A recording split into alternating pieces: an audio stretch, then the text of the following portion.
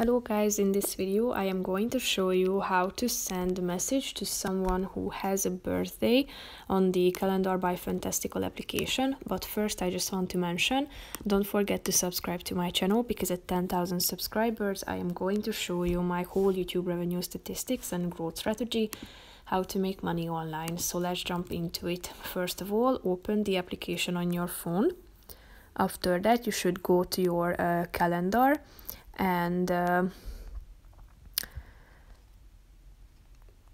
if there is a birthday, you should tap on it and then click on this message icon in the middle of the screen. This is the blue button, and here is a preset message that you can send to that person who has a birthday. And as you can see, the contact has been found already, so all you have to do is just tapping on the send button, and then the message will be sent to that person who has a birthday. If you would like to, you can also make a call by tapping on the call button, and then you will be able to call that person. So that's pretty much it for this video, guys.